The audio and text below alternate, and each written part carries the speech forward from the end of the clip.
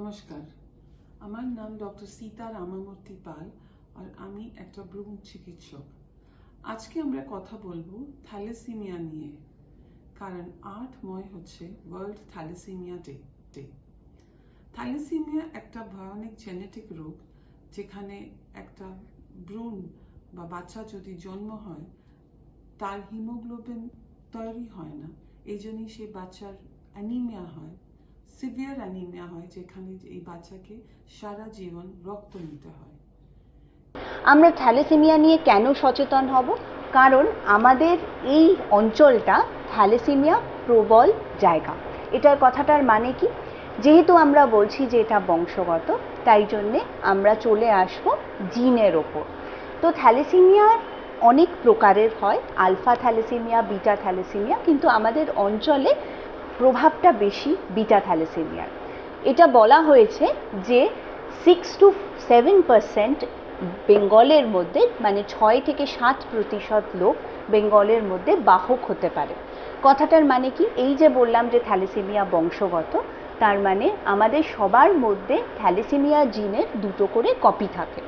এই 2টো কপির মধ্যে যদি আমার একটা কপির মধ্যে আনুবাঞ্ছিক কিছু পরিবর্তন থাকে আর আরেকটা কপি যদি ভালো থাকে, তাহলে আমরা বাহক হতে পারি।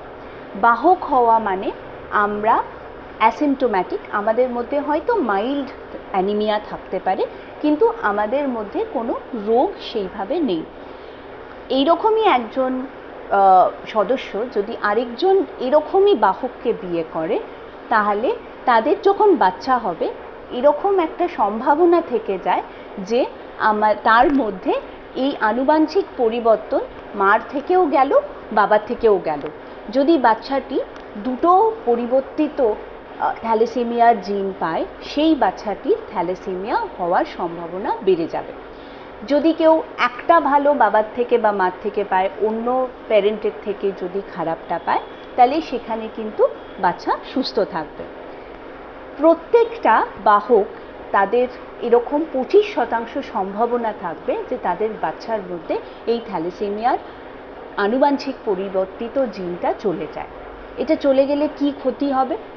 যদি আমাদের থ্যালাসেমিয়ার 2টোই পরিবর্তিত জিন যায়, তাহলে এই বাচ্চাদের মাইল্ড টু সিভিয়ার অ্যানিমিয়া হতে পারে। তার মানে এদের আমাদের রক্ত দিতে হবে। যদি সিভিয়ার হয় সেটা 10 দিন অন্তর দিতে হয়, আর সেই বাচ্চাদের এটার জন্যে অনেক অন্যরকম সমস্যা হতে পারে, যেরকম ওদের লিভার বেড়ে যেতে পারে, স্প্লিন বেড়ে যেতে পারে, হাড়ের মধ্যে সমস্যা আসতে পারে, আর এরকম জন্ডিস থাকতে পারে। তো এরকম অনেক রকম অসুবিধে থাকতে পারে, এমনকি রক্তর অভাবে মৃত্যুও ঘটতে পারে। এই রোগটা আমরা বাচ্চা হওয়ার আগে বা বিয়ে হওয়ার আগে মা বাবাকে টেস্ট করে ধরে নিতে পারবো কি মা বাবা বা বাহক আছে, আর সেই হিসাবে প্রেগন্যান্সি অবস্থায় প্রথম 3 মাসে বা 4 মাসে ভ্রূণ টেস্ট করে জেনে নিতে পারবো সেই বাচ্চার থ্যালাসেমিয়া আছে কিনা। এগুলো তখনই করা যাবে যদি আমরা জানি যে বাবা মা বাহক কি বাহক নয়। এটাও বলে রাখি যে সব ধরনের থ্যালাসেমিয়া বাহকের জন্যেই কিন্তু ব্লাড ট্রান্সফিউশন বা রক্ত দেওয়ার প্রয়োজন হয় না।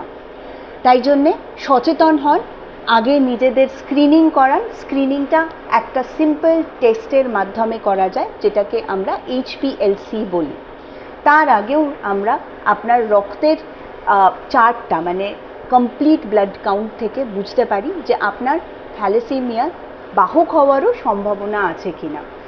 সেইটা দেখার পর HPLC করা হয়।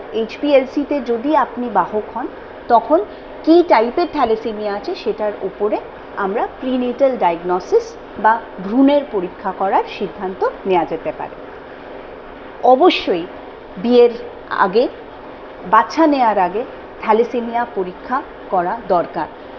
আমাদের এই অঞ্চলে থ্যালাসেমিয়া একটি মহামারীর মতন, আর যেহেতু এটি মহামারীর মতন, সেহেতু আমাদের খুবই প্রয়োজন যে আমরা সচেতন হই, এটার পরীক্ষা করি, আর সেরকম হলে ভ্রূণের পরীক্ষা করি।